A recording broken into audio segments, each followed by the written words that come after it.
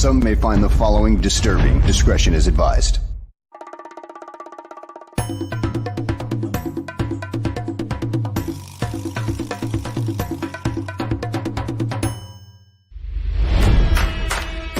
Never before in the history of sports podcasts have two men brought you opinion and analysis like these two.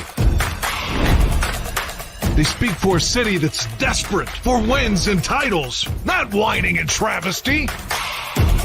You might not agree with what they have to say, but you'll defend their right to say it. Sports fans across the world, from Chicago, Illinois, this is the Mac and Reed Show.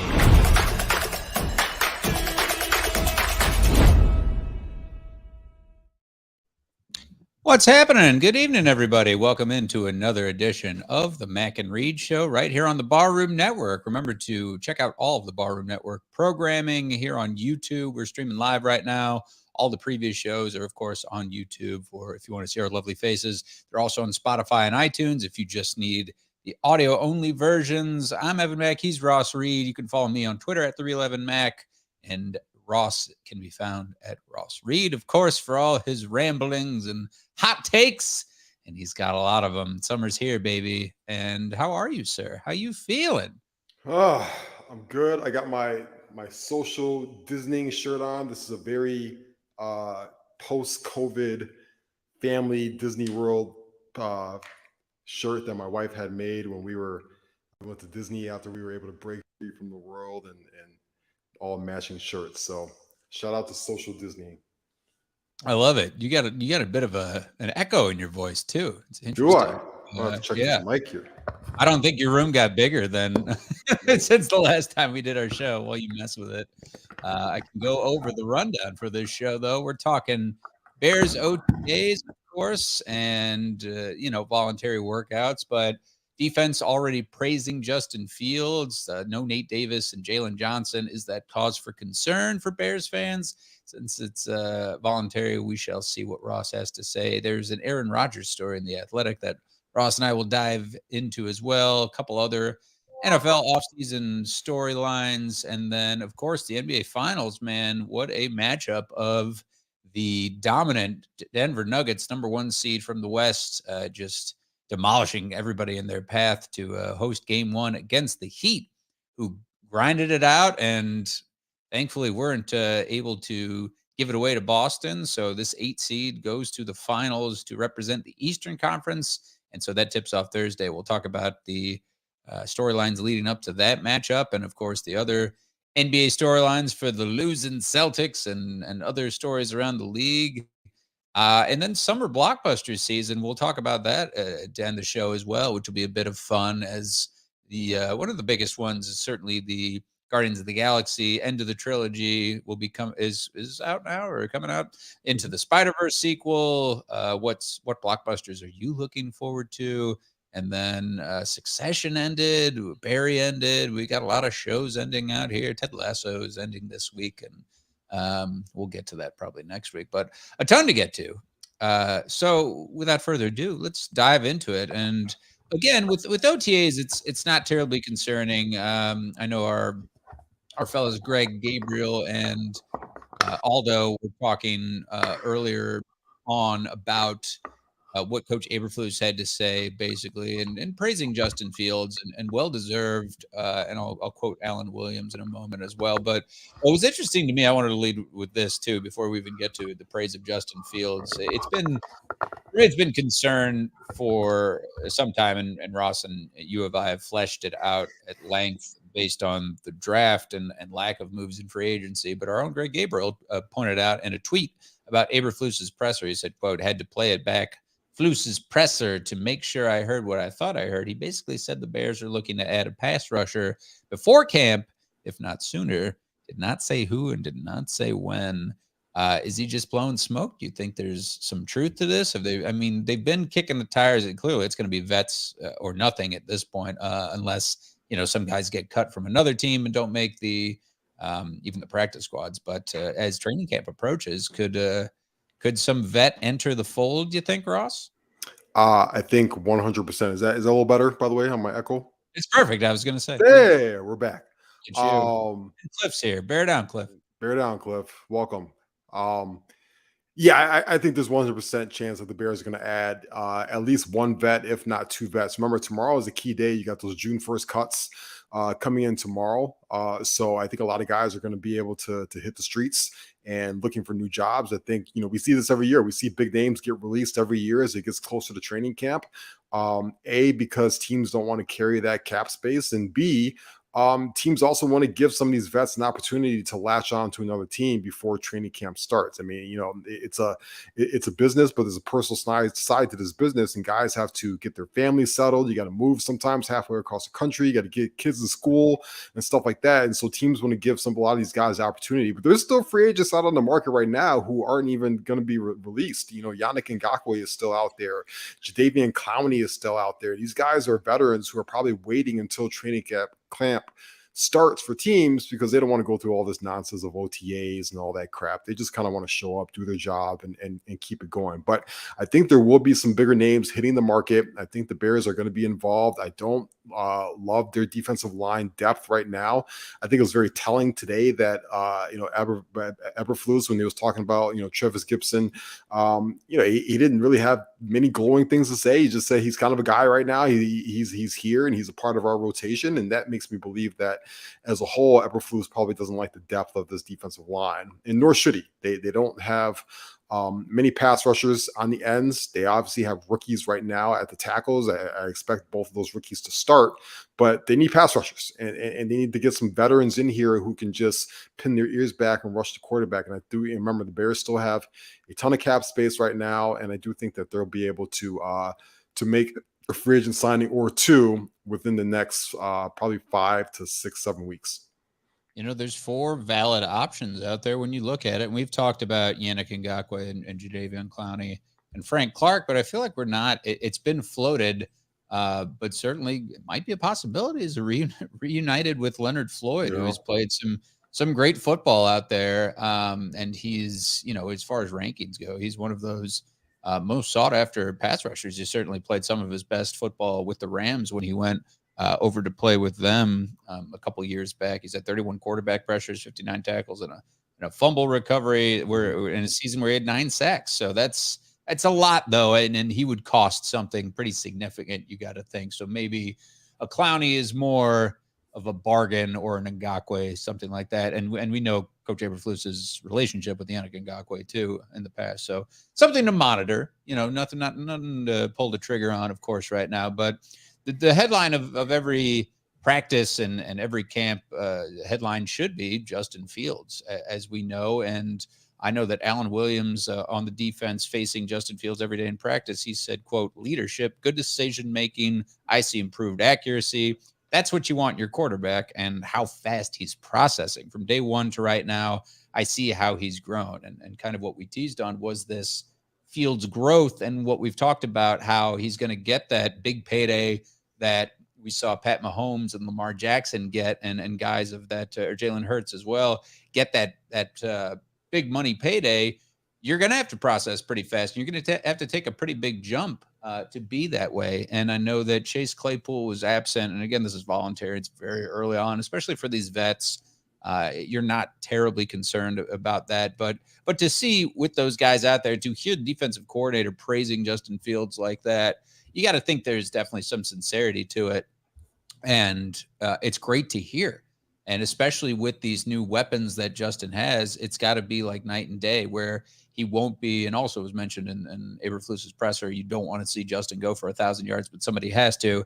And now the sort of trio of running backs they have should be fitting the bill. And now these receivers and tight ends should be able to take some pressure off of Justin Fields. But what do you say to that about Alan Williams and company praising the fast processing of Justin Fields so far, Ross? Yeah, it's sometimes you have to take these things obviously with a grain of salt. It's everybody's in the best shape of their life season right now. As we're all, these guys are playing in t-shirt and shorts right now, and they're wearing shells and little foamy things on the top of their head. But I do think there's some sincerity in that with Williams, and as there should be. Listen, Justin Fields is going into now his third year as a quarterback. This is his second year as a starter.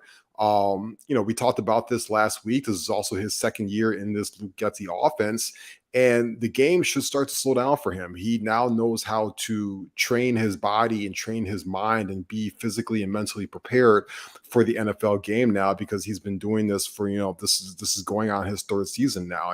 And so, a lot of the stuff on the field that he sees should be able to come more to fruition for him, and he should be able to slow down.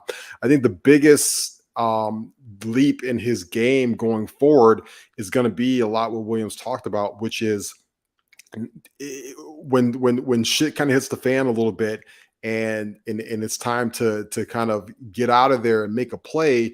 You don't really want to see Justin take those big runs anymore and potentially take those hits that really banged him up at the end of last year. Instead, you've got to rely more on the weapons that you have around you now, because that whole situation has been upgraded, and you hope that he's able to get the ball out of his hands faster. You hope that he's able to check the football down a lot more. It's okay to take a 4 or 5 yard pass, and maybe your receiver can stretch it into an 8 or 9, 10 yard run. And I think that's going to be the biggest leap for him going forward. And not necessarily trying to bail out of the pocket, looking to run for the first down, but checking that ball down quickly, seeing if your first 1 or 2 reads is not open down the field, and you get rid of that football in an orderly fashion. Don't take those hits. Don't take those sacks. No reason to run out the pocket. I think that's where the quick processing that they see is there now, and is going to get better as the season starts. The other big thing that we can't really, take for granted, the weapons overall is just so much better around Justin Fields. And so, I shouted out my guy Jonathan Wood last week because he had a stat about David Montgomery. He had another stat this week on his Twitter, at Jonathan Wood on Twitter. This is off the top of my head, but he said second last year in targets on third down was Dante Pettis with 21. And of the 21 targets, only like 4 of them went for first downs. He only caught 4 passes. Dante Pettis should not be second on your team in targets for third down. That is just an absolute albatross situation. And so that's why DJ Moore is here. And that's why you got a healthy Chase Claypool, and you got a healthy Darnell Mooney. You got Cole Kmet. Robert Tonyan is here. And then you've got a 3 wide receivers situation, 3 running back situation. You need more options around Justin, so he doesn't have to feel like he puts it all on his shoulders and runs for first down. He can quick process and get the football out of his hands to one of these receivers or backs or tight ends and let them, run with the football. Yeah, I think it's important to remember that this is with his development. Not only is he getting older and getting more used to the speed, and it's very early on to be singing his praises. Wait till week 1 against Green Bay. And then I'll be a huge believer. But it's positive to see, and especially the guys around your football team are going to be the ones leading the way and stopping the slander, saying that of all these people that are still saying out there. Someone mentioned me after our clip was cut up of me talking about Justin getting that contract, saying he's just an athlete, not a quarterback, something like that. The arm is there. You just got to give him the weapons, and look at the depth of talent he had around him in Ohio State, and look at the opposite last year where the team just had to change completely around him, and for better or for worse, here we are now. And certainly for better, you have DJ Moore. You won't be in those situations that Ross pointed out where you're on third down and Dante Pettis is your best option, someone like that. Cole Kmet in a contract year is going to be important, and we'll see his development in OTAs and beyond. And the rest of this receiving core is going to be really fun to monitor and see them. It's going to be crazy at training camp. I feel like Bears fans are really going to come out in droves, which they should. So on to the other side of the offense is no Nate Davis, and in the defense for that matter, Jaylon Johnson, which again, it being voluntary workouts, I know you'd rather see guys like out there on the practice field, but I do think that these both these guys are vets and they've already slotted themselves in as starters, more or less. You're really waiting for training camp to kick into high gear. But is it a cause of concern for you to see guys like that, and Claypool to a lesser extent not being out there? What do you think, Ross? No, it's not a cause for concern. I am a little worried about the Jaylon Johnson situation because I think he wants a contract, and I'm not sure. We talked about this last week. I'm not sure where he gets slotted at on the money situation. You know, he's a very good football player, but he's not a great corner. He's also a guy who has struggled to stay on the football field due to injuries, and so you know we saw this play out last year with Roquan Smith and Ryan Poles. Obviously, two different men, two different positions. But you have to wonder where the value is. And if Ryan Poles draws a hard line in the sand, what does Jaylon do? I do think that he will show up at training camp. I don't think there's going to be any holdout or anything like that. But the guy obviously wants to get paid. I thought it was notable today that the coaching staff said that he was still in constant communication with them. He was showing up in Zoom meetings and stuff like that and texting with them almost every day. And they said that they expect him there sooner than later. But you know, when guys want contracts and they want money, you know, you have a high, there's a high risk for them holding out and for them not showing up until they get that money. And you look at him, you look at Darnell Mooney entering contract years, Cole Kmet is eligible for an extension as well. Jaylon, of those guys, feel like he's the one that could cause a little bit of an issue down the line. And listen, more power to him. That's part of the game. He has every right to want to do that, but you want all of your players, all hands on deck when training camp opens up in just a few short weeks, right towards the end of the summer. The Nate Davis thing, you know, the old school meatball, you know, football guy in me and says, you know, new guy, new football team, new system, new playbook, new everything. Don't you feel like you would want that guy to be there right now? You want him to get acclimated to his new teammates, especially on an offensive line where you need all five guys to gel as soon as possible. Cody Whitehair moving back to center as we found out, as we already knew that, but we found out today.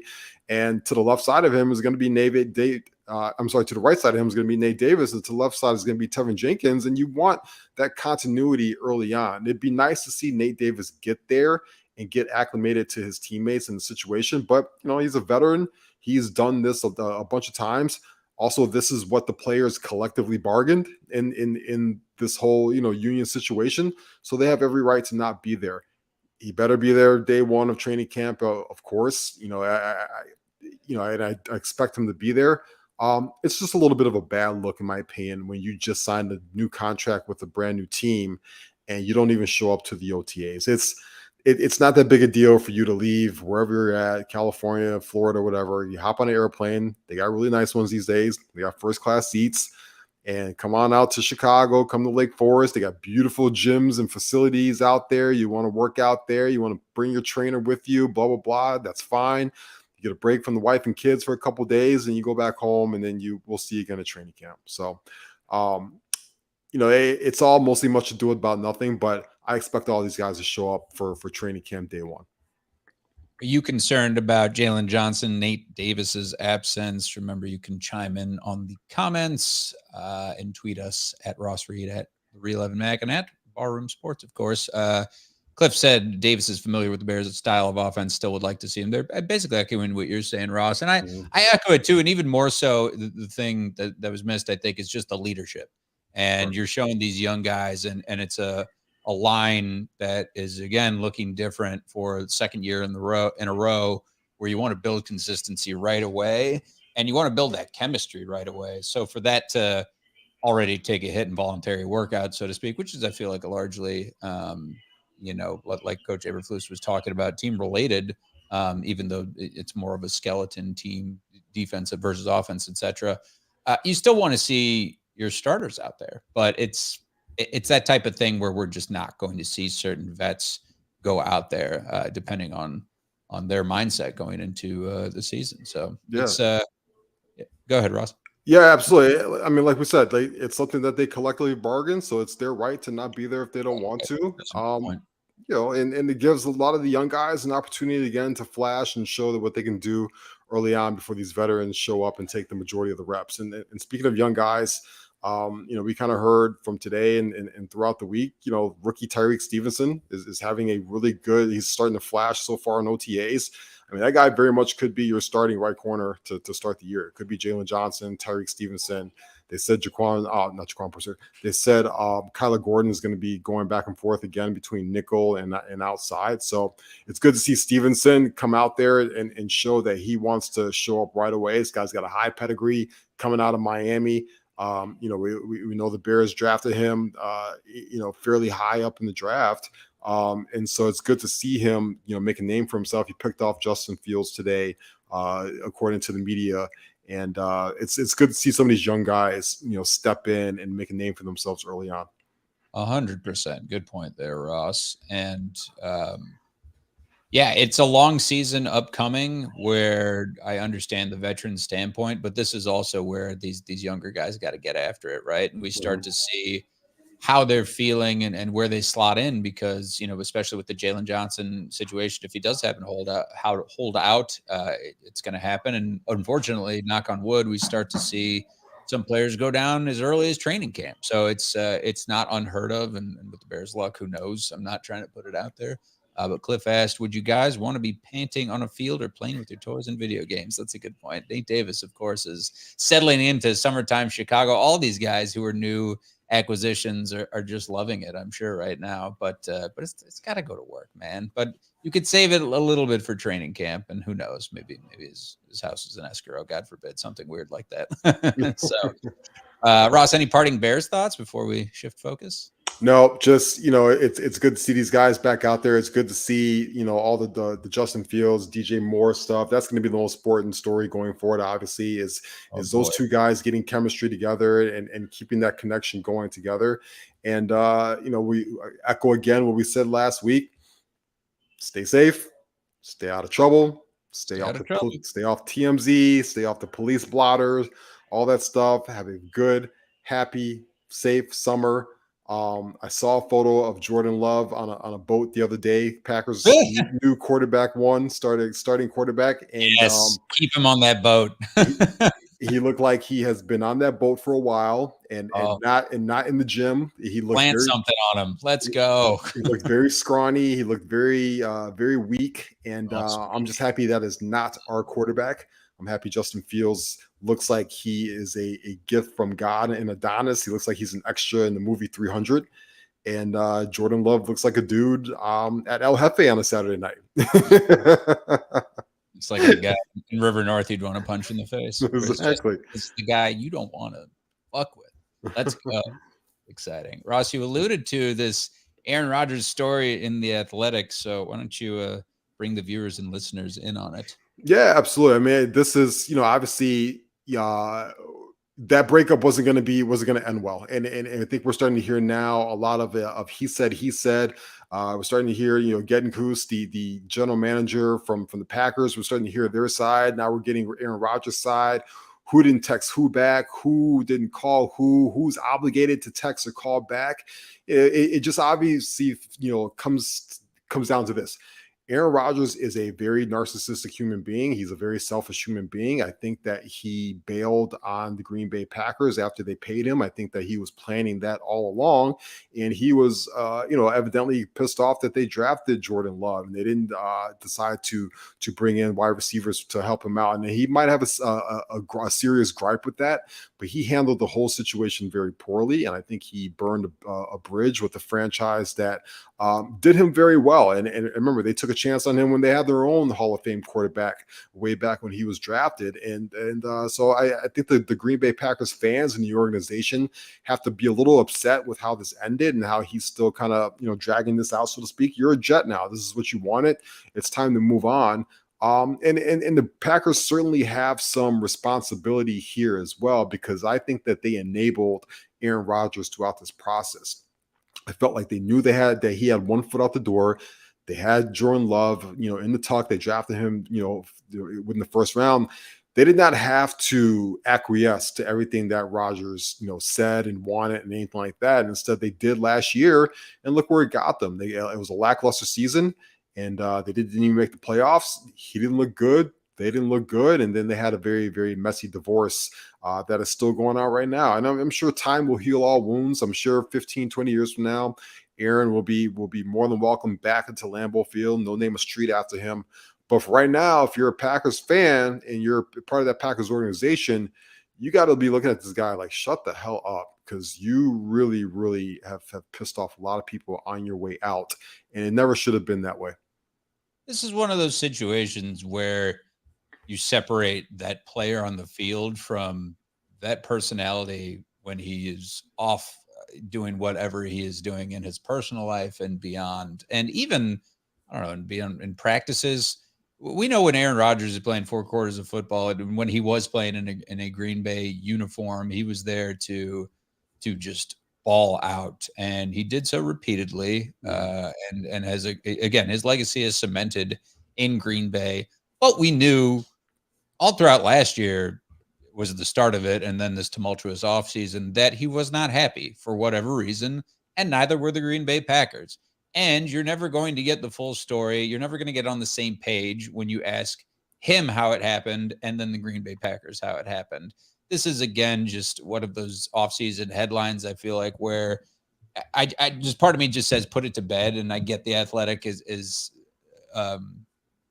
unfortunately in the same, time frame. They have to put out those stories that fill up the time until we do have more training camp headlines and then actually get into preseason in week 1. But this all doesn't surprise me. And if I'm going to side with anybody, it's Green Bay, because we know this personal life has just been kind of haunting Aaron Rodgers' reputation for a long time now. And it doesn't surprise me, but we should be focusing more so on, Aaron Rodgers' health and now the start of the Jet season. And the Packers should be focusing on getting Jordan Love off a boat and getting him into OTAs and into camp and ready to rock, and trying to be competitive in a very tough NFC North, frankly, right now. So, and, on top of that, the Jets, most recent headlines out of their camp is they're optimistic about Aaron Rodgers' camp. Could you imagine if he misses time, if he aggravates something and then this shit comes out? It's just more icing on the cake for Green Bay. And again, it's just that messy sort of divorce situation where, either side is going to be left completely happy. Certainly Aaron Rodgers gets the bag and he goes and gets a new start, so to speak, kind of what Tom Brady was able to do, although they didn't leave on similar terms, I would say, as far as, Brady in New England going to Tampa versus Rodgers leaving Green Bay to go over to New York. So it's puzzling. It just feels like there's other storylines that could have been written about it, but for the Green Bay faithful and for the Jets faithful, they wanted to read something about this and get a little more closure on it. But for me, enough is enough. Let's see him in training camp and move on. And the crazy thing is, to kind of put a cap on it, is the Packers actually need Aaron Rodgers to play at least 65% of those snaps this year for the Jets, or else they don't get that first round pick, and they really want that first round pick. So at this point, the Packers are kind of rooting for Aaron Rodgers. It's clear that the Packers have moved on, and he hasn't. And it's a little bit of a bad omen as you're on a new team now, and you just can't quite let this go, even though this is exactly what you want. So I think everybody in football is just really tired of the Aaron Rodgers experience. And he's one guy that I think the majority of people, fans, players, coaches alike, can't wait for him to retire, because it's exhausting. Watching him, hear him talk and stuff like that is exhausting. Even watching him at the Taylor Swift concert over the weekend with Miles Teller is just like super annoying and stuff like that. And he's trying really hard right now to keep his name and face in the limelight. And it's like, bro, you just got to go win football games. I mean, this is a lot for a guy that has one Super Bowl ring in his career and has really underachieved for the last, 8 to 10 years of his career. He's letting guys like Jimmy Garoppolo and stuff like that beat him in playoff games. And so, we'll see. He's in a tough division right now. I don't see Josh Allen saying much of anything, and that's your competition right now. And I don't see Tua Tagovailoa saying much of anything, and that's your competition right now. You better focus on those guys because, come week one, that's a tough division. They're going to be coming for you, and they don't give a shit that you're Aaron Rodgers. Josh Allen wants to go to the Super Bowl, and that's his aspirations right now. And he don't mind kicking the shit out of you to do that. And speaking of quarterbacks, shifting focus to Tampa and how now they have to adjust to life without Tom Brady. The headlines are Baker Mayfield and Kyle Trask fighting it out for the first string quarterback role. It's kind of a lose-lose, I feel like. And how is Baker not just winning outright is just bananas to me. And just it's not really saving his legacy here. Do you have a dog in this fight? Are you interested at all in it? I don't. It's like those are two guys that, like, if you watch their games at the same time, you would think they're the same guy, right? And so all this feels like to me is Tampa Bay's tanking this year. That's what it feels like to me. Right. And if you're a guy like a Chris Godwin or a Mike Evans or something like that, you might be going to your agent closer to the trade deadline and say, "Get me out of here." The only thing good about Tampa Bay right now is the weather and being on that beautiful St. Petersburg Bay. Other than that, that situation looks to be a mess. They look destined to have a top 5 pick this year. And there's some really good veterans. We heard about Devin White in the offseason. There's some rumblings he might want to be out of there. You might hear more vets as we get closer to the start of the season saying, "Get me out of this situation. Get me to a good football team ASAP. I cannot be hitched to Kyle Trask and Baker Mayfield. I can't do it." Oh man, it's rough out there for sure.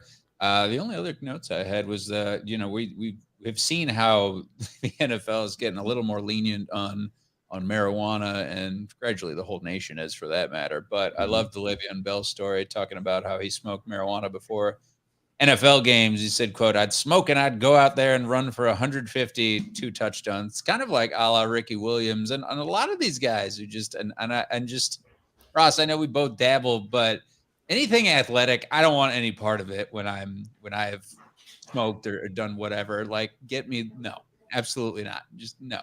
So I don't know how these guys zeroed in and were able to do it, but Le'Veon Bell, thinking at the peak he had some insane seasons for the Steelers. It doesn't taint my image of him. It makes me congratulate him that much more. I'm all for it. And again, this is a case of the NFL just certainly has to be more lenient with their drug policies. It's just fucking absurd. Yeah, even guys like in the NBA, Allen Iverson would admit to smoking before games. Ron Artest would admit to smoking and drinking before games. I work out 6 days a week. I want no parts of any physical fitness after I have partaked in any kind 20 of milligrams deep and that sounds awful. You know what I did last week? I took an edible and had some Funyuns and watched Ant-Man. and that was perfect. That's what I want to do. Yes. I want to be alone in the dark with some Funyuns. Make love to the Funyuns. Right there. The bigger news, though, Ross, is this John Madden biopic. And who would be playing John Madden? Oh, who is it? John Goodman? Will Ferrell. Who? Will Ferrell. Oh, I think it's confirmed as of now. It was rumored. Okay. But are you in or out? And I'm interested to see the makeup and everything that goes into that. Will Ferrell's getting up there at this point. You said John Goodman. I would have went John Goodman. I would have went John Goodman. I also would have. It's funny that you said Will Ferrell, because I could have saw his counterpart in a lot of movies, John C. Reilly, do it. I think John C. Reilly would have crushed it as well. Him and Ferrell, fantastic as far as accents and impressions, things like that. So you could see, obviously Will Ferrell did the great Harry Carey. So yeah, I just hope it's not as cheesy as like the Frank Caliendo bits and stuff like that, right? If you're gonna do a John Madden biopic, I hope it's a little bit more serious. Remember, I think a lot of people forget this guy. Obviously. He's the most famous football broadcaster of all time. He's got a video game and stuff like that, and all the catchphrases like "boom" and all that stuff. But the guy's a hell of a head coach for the Raiders for a very long time. He's very successful. He was a very bright and brilliant football mind. That's the reason why he rose to prominence and stuff like that. He was a part of my childhood.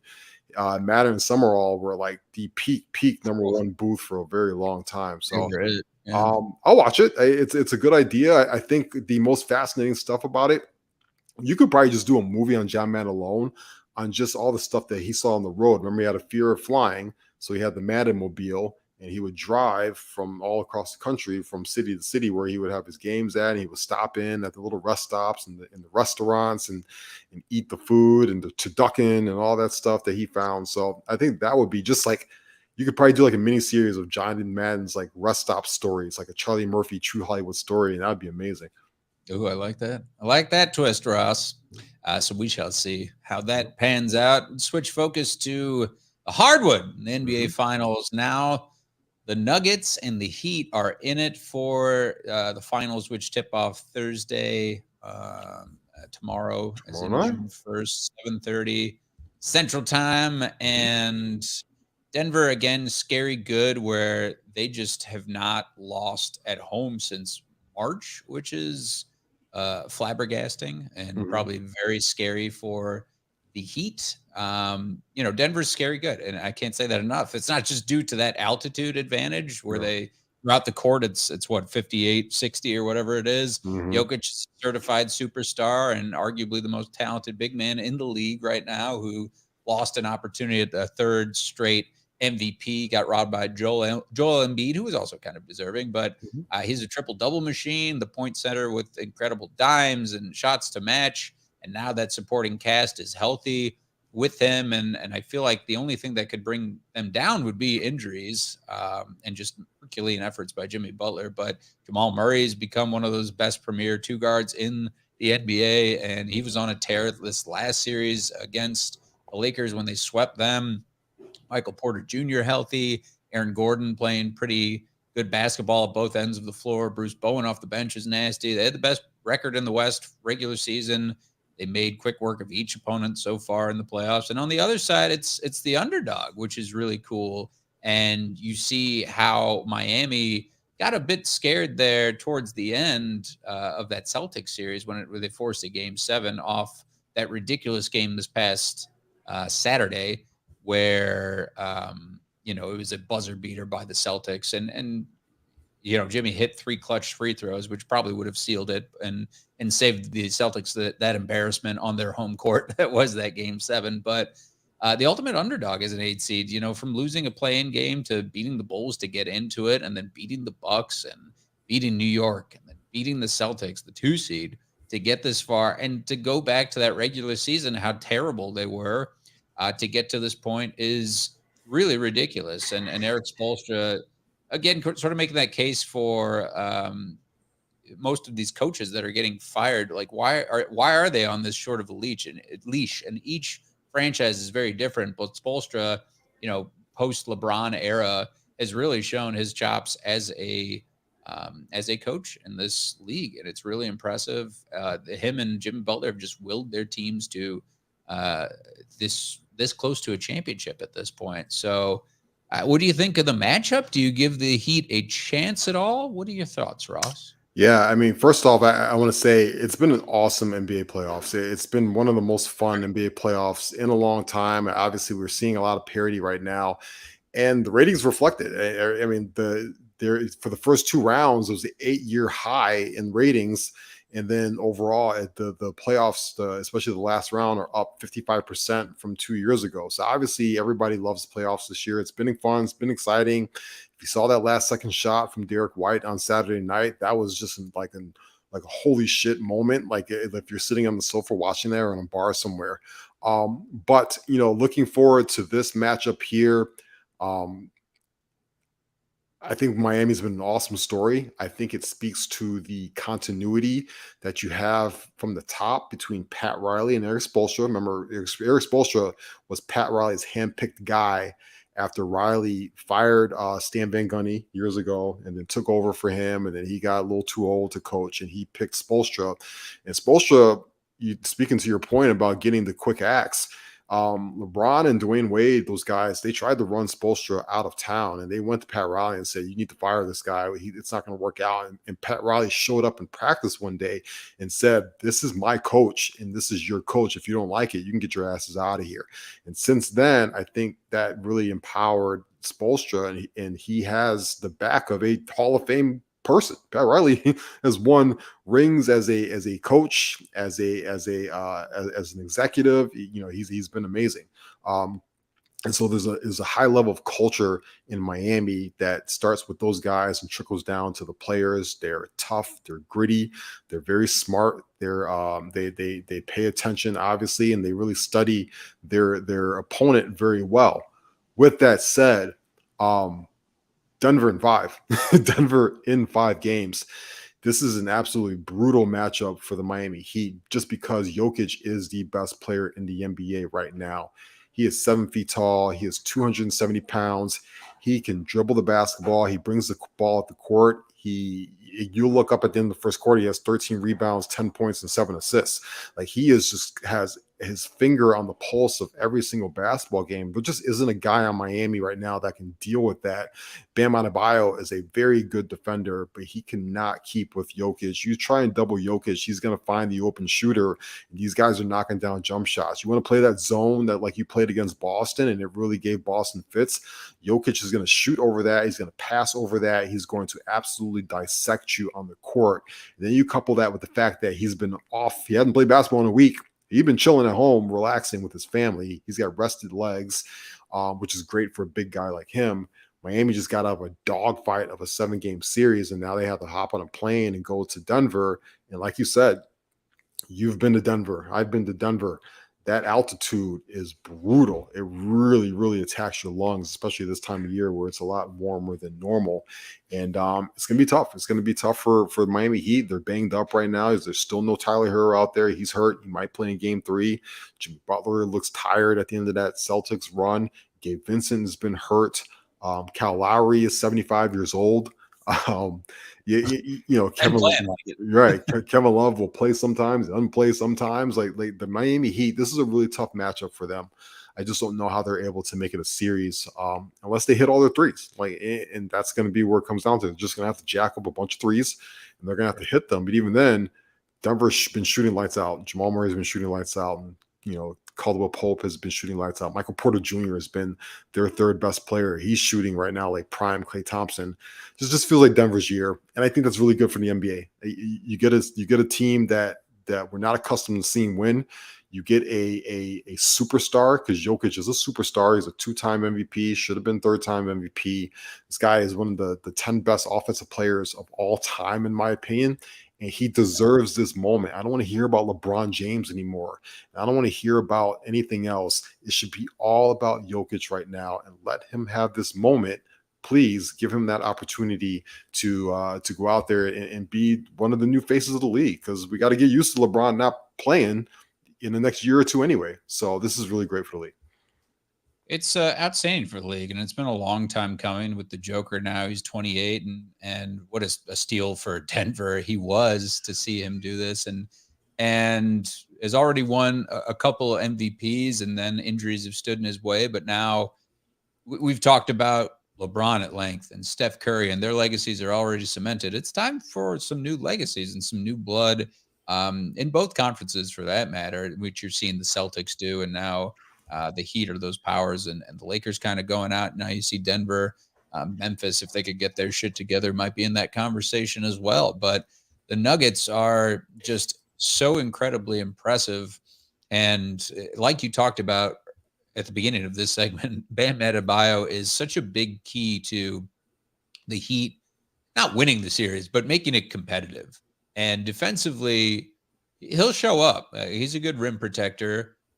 But that's where it ends. He can't contribute offensively. And the Heat lived or died by, Jimmy Butler's jump shots. And then the rest of the team in Max Strus and Gabe Davis and everybody else shooting threes. And I don't know why Kevin Love is there. At this point, you think he would be pretty key, as would Kyle Lowry.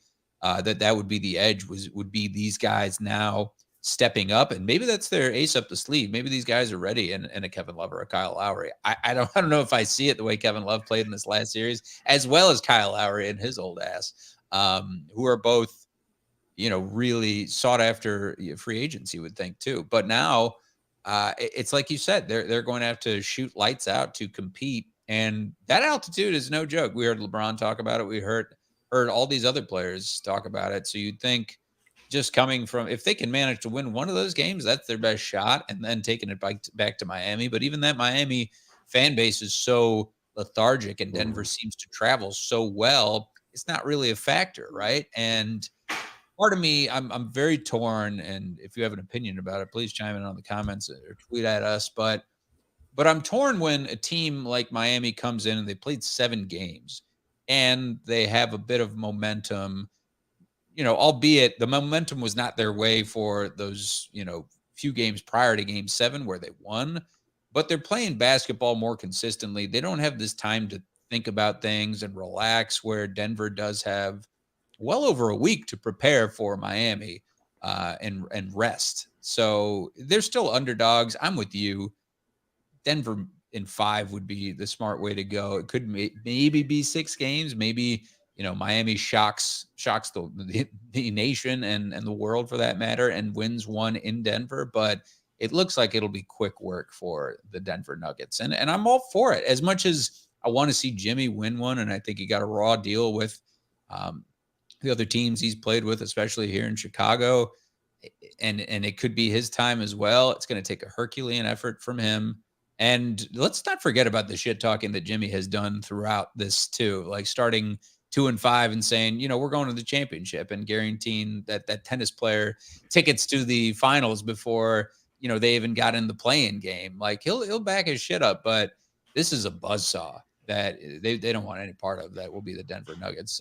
I just want a bit of a competitive series, but I don't know if I see it. Yeah, absolutely. And we praise Eric Spoelstra, but Mike Malone is a very underrated coach in this league as well. And he's been absolutely phenomenal throughout the playoffs. Right? Yeah, throughout the playoffs.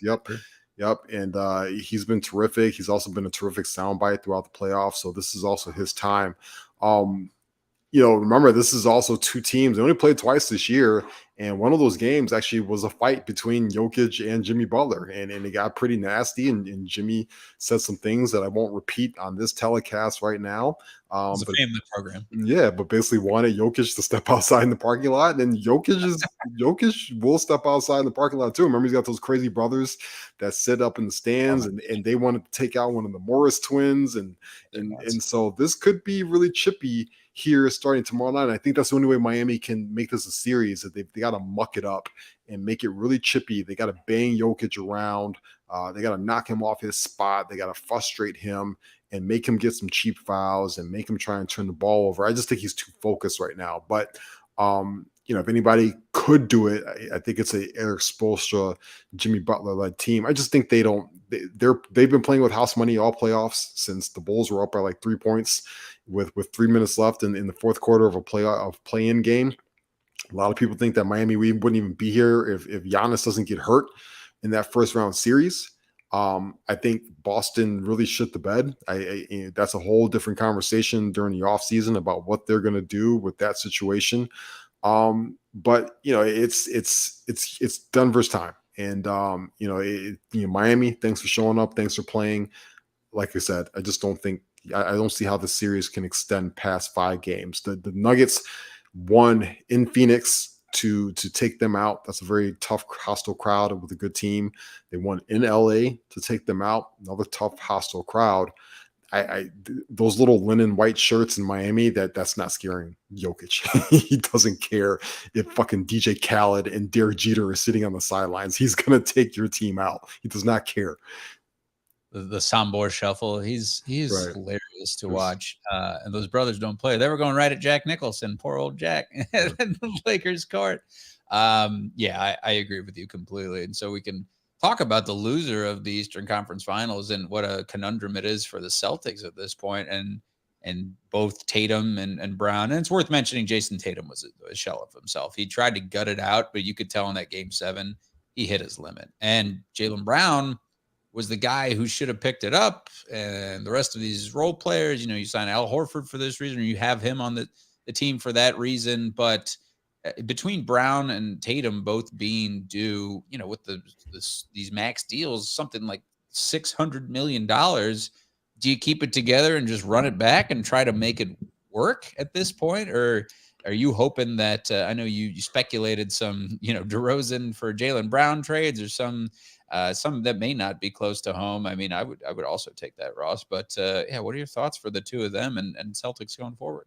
Yeah, they're in a tough spot because I think a lot of people forget that the NBA, came out with this tax apron that's going to take into effect next year, and they put a lot of stipulations behind. If you're significantly over the salary cap and you start paying that big luxury tax, you can't do a lot of things. You can't sign mid-level guys. You can't trade certain guys. You can't, do certain signings, and they start taxing you. You can't trade draft picks up to years in advance. They really put a lot of stipulations. They're trying to stop the whole Golden State Warriors thing, which I completely disagree with.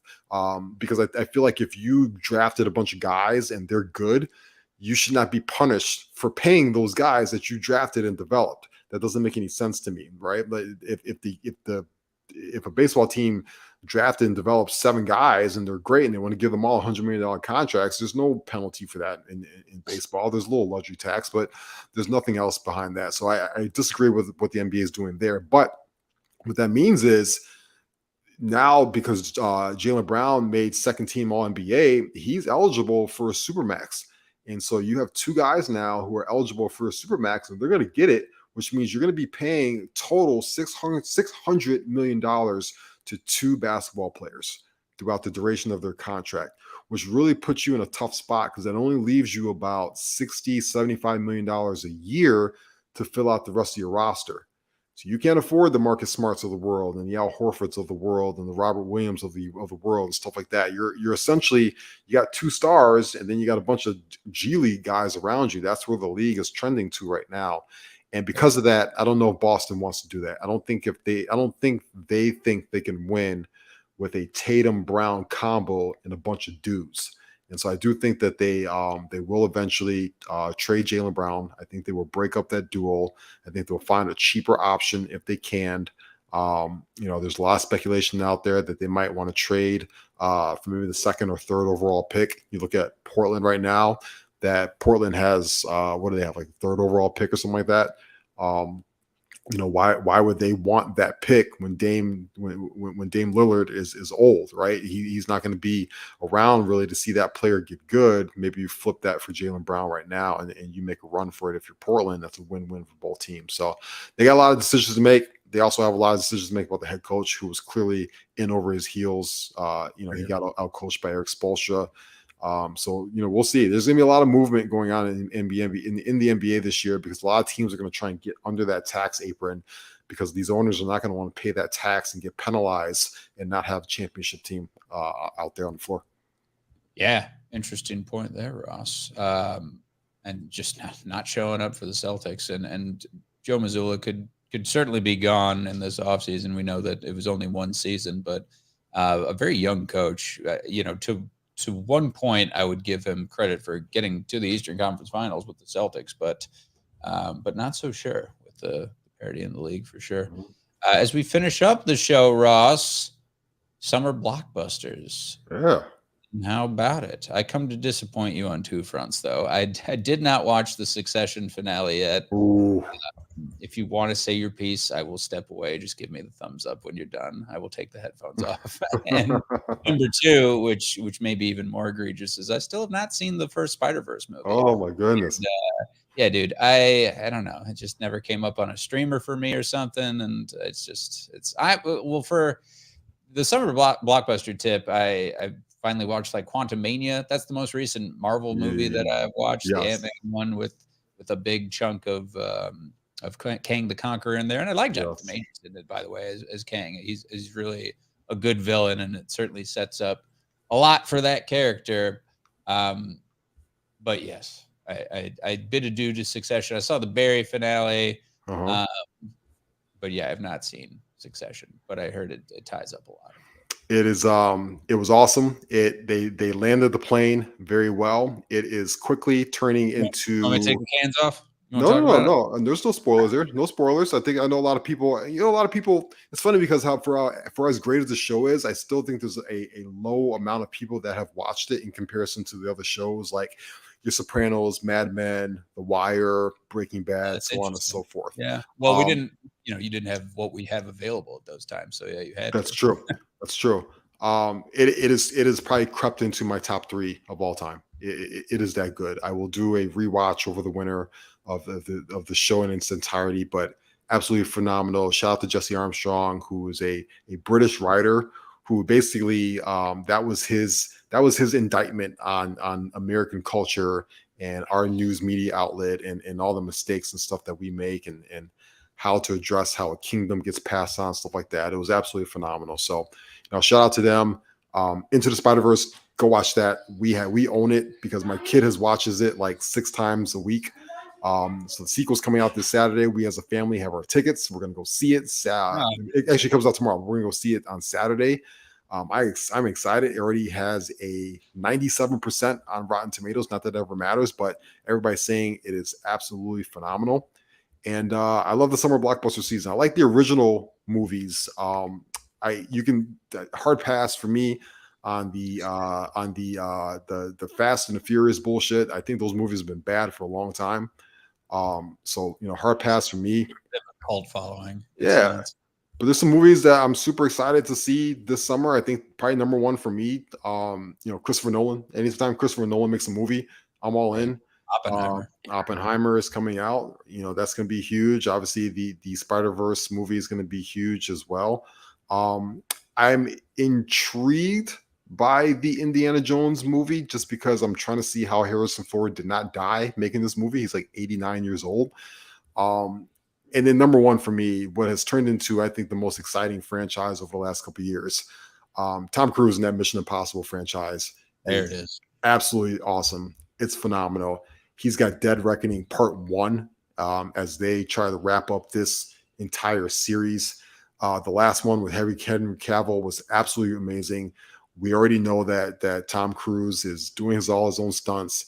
Doesn't want anything CGI'd. He's as authentic as possible when it comes to making action movies. And I just know that this Dead Reckoning is going to be like, give me an IPA in the movies, give me a big tub of popcorn, and let's go. It's going to be phenomenal. Yeah, that away. I do on the Marvel tip have to see the Guardians of the Galaxy into this trilogy. That one I know a lot of people have really loved it and how it ties things together for that franchise, and one of the best trilogies. Compare it to Avengers and Iron Man and all the ones that have come before it. On the comedy tip, like The Machine. I don't know how you feel about Burt Kreischer, but that has one of I think it's the writer from Pineapple Express or one of them. He's peaking at a good time. You got Mark Hamill to play his father, so that's got some potential there for sure. And more indie is Asteroid City, which just has another Wes Anderson project where he has just an insane cast, which is so common for his movies. Yeah. But to have all of these actors is nuts. They have Jason Schwartzman, who's in every one, I feel like. Scarlett Johansson, Tom Hanks, Jeffrey Wright, Tilda Swinton, Bryan Cranston, Edward Norton, Adrian Brody, Liev Schreiber, Steve Carell, Margot Robbie, and Willem Dafoe. And I'm probably sure I missed Bill Murray or someone in there too. Yeah. It should be very entertaining. I love visually what his movies bring to the table as well. But Oppenheimer and Mission Impossible, they look like kind of 1A, 1B for visual spectacles. Outside too is Spider-Verse, of course. Once I see the old one, I will see the new one. But it's here, and it's starting off with a bang with these Marvel movies and Spider-Verse and Guardians, right? And it is. And let me tell you, Evan, I am 100% confident in my manhood to tell you that I am also excited to see Barbie when that comes out. If you saw the trailer, it's awesome. Greta Gerwig does not miss in her movies. She is a terrific director. Noah Baumbach is co-writer who's got some Oscars and as well. You talked about the cast. Margot Robbie, Ryan Gosling, Helen Mirren, John Cena, Will Ferrell, Simu Liu, Michael Cera, Kate McKinnon is in this. Dua Lipa is in this movie. Rhea Perlman. Yeah. Yep, Rhea Perlman, Issa Rae, America Ferrera. Holy cow, that is a cast. I'm all in for Barbie. It comes out the same day as Oppenheimer, so we might have to do a double feature there of nuclear war and then old classic toys that are non-pliable body parts. I like that. A good soundtrack for not only Barbie, but then that was the big appeal of the Into the Spider-Verse too. Was I think it's Metro Boomin who Yes, curated the soundtrack, so that'll be fun. It is. And then on the TV tip, Black Mirror coming out in a couple Yes, weeks. It'll be yes, fun. yes. I enjoy that weirdness. Yeah, speaking of that soundtrack from the first movie, I didn't know this until today. The Wallflower song from the first Into the Spider-Verse movie with Post Malone and Sway Lee, 17 million copies sold of that song. It is one of the 20 biggest songs of all time. Huge hit. Oh, no kidding.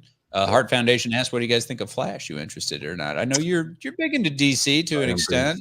I am big into DC. I am obviously. Let's get nuts. I'm obviously, like a lot of people, turned off by Ezra Miller and all the stuff that happened with him throughout the making of this movie, but I'll still watch it. That's probably something I might see when it comes out on streaming. I'm a little over all these multiverse movies that they're coming out with. It's another multiverse back in time, changing this tangent and stuff like that. I think we got to get a little bit of a new identity with these superhero movies and get away from these multiverse kind of things that were going on right now. I couldn't stand that Ant-Man movie. I thought it was absolutely atrocious. If I did not have weed, I probably would not have finished that movie. That's how bad it was. All these movies with the terrible CGI and stuff like that. It looks like a cheap video game. I'm out.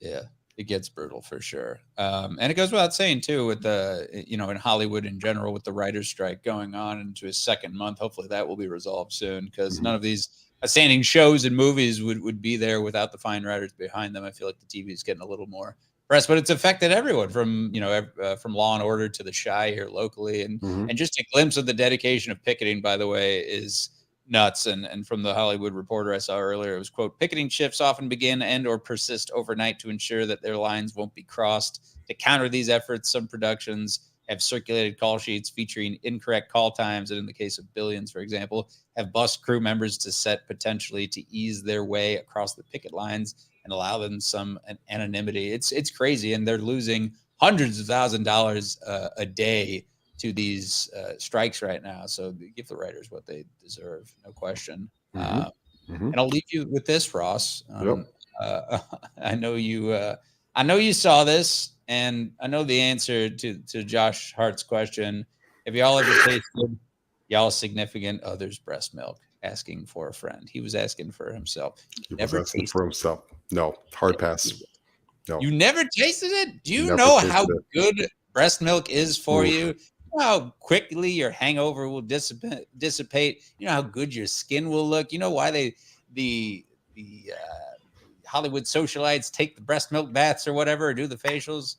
Hard pass. Hard pass. I love my wife. There is a certain milk. I don't like the taste of it, but I was certain boundary that certain boundary we don't cross.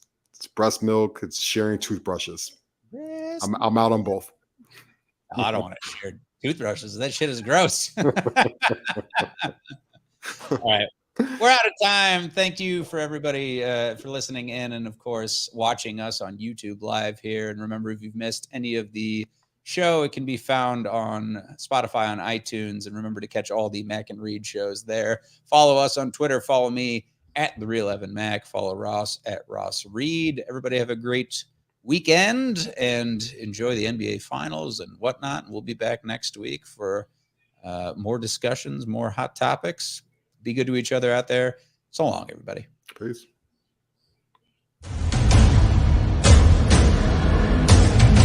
Thank you.